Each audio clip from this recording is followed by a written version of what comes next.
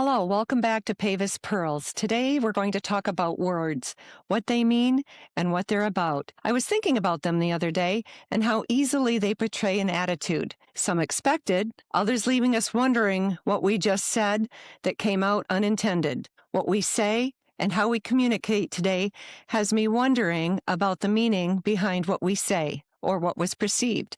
I was raised that your word was very important, a bond, and it reflected who you were. You were known as a person who could be trusted, respected, feared, and avoided, all by what you said. We all have made choices beyond who we felt we could trust and respect. The confidence in our decisions and the belief that they would care about our situation hinged on words. I look at how many times someone has impacted my life, if even for just a moment.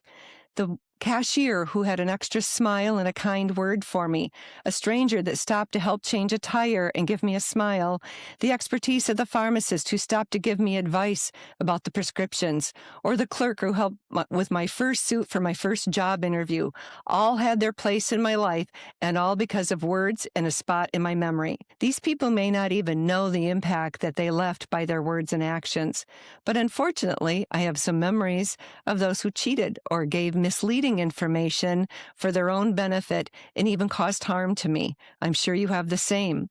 The car repair that wasn't really needed, the person who pretends to be your friend only to gossip and say hard words behind your back, or even the prior employer who cheated you out of a well-earned raise or money for their own gain. Just words, or are they? Words can almost be more painful than a physical injury. Working with people who honor their word and try to respect you is a great place to start. Did you know that it is estimated that over 200,000 students miss school every day due to being bullying? Words. Many of those are not physical incidents. They're verbal. Words again. Words that hurt, embarrass, and cause pain.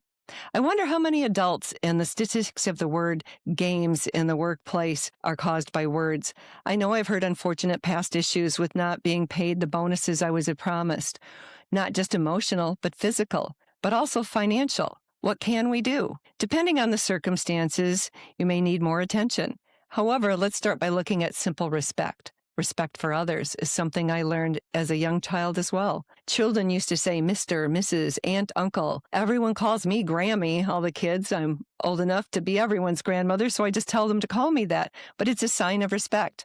I think you know where this is headed. We did not use an adult's first name, respect for them through words. No child or anyone under college age is allowed to call me by my first name still today.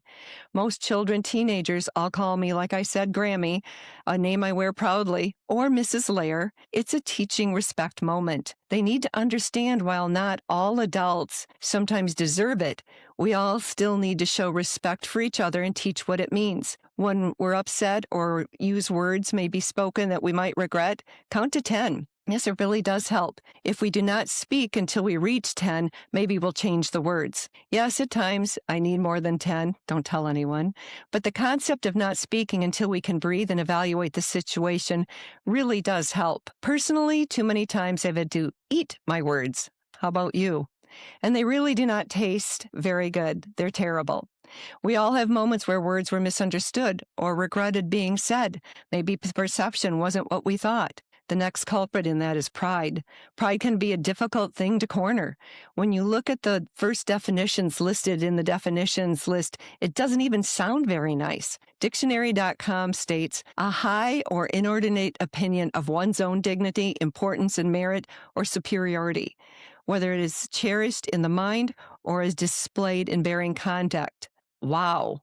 That can be a very large division depending on how you look at that and how you take that upon yourself. Words that are spoken. The problem can be when I state my opinion of myself and of my importance over others. Listening does not seem to be a part of this concept, but speaking sure does. There is nothing wrong in being proud of a job well done, working hard for a goal and achieving it. But couple that with boasting and pride takes on a different role. Sight is gone about humility and respect of how it will come across to others. That may have helped you along the way. So what can we do? Remembering what has happened to you is part of the process. Over the past 48 years, this April, I have left 4 employers that did not honor their word. I lied about things, disrespected people in general, and financially harmed myself and others. But we keep looking because great employers are out there. I know I'm working for one. People who do try to do the right thing, staying true to yourself, even if others are not. I believe we start by practicing concepts like honesty, kindness, humility, patience, and respect for others in our words and actions. That's what we believe where I'm at now. It's something that's a part of everyday life. We could help build confidence and caring in our young people so that they have a foundation to grow on and not see what every day in every media outlet where words are not very kind. Gently remind others when we are hurt by their words and accept the statements of others when we hurt them, even unintentionally. Practice humility and forgiveness. Be accountable. That's a hard one today. When we know we should, and even when we're reminded, we should always remember that it's the perception of someone else. It all comes down to choice. We choose our attitude and beliefs. We reflect our words and actions. So what will you choose today? Will we choose a cycle that will continue harming our future generations? Or do we remember the wisdoms of those that uttered the phrase, think before we speak? Reckless words pierce like a sword, but the tongue of the wise brings healing. That's from Proverbs, and it's something that I've always remembered and believe in. So think today, maybe think before we speak, think today about others, and think about forgiving those who the perception might not have been what it was. So in the end, words, what's your choice?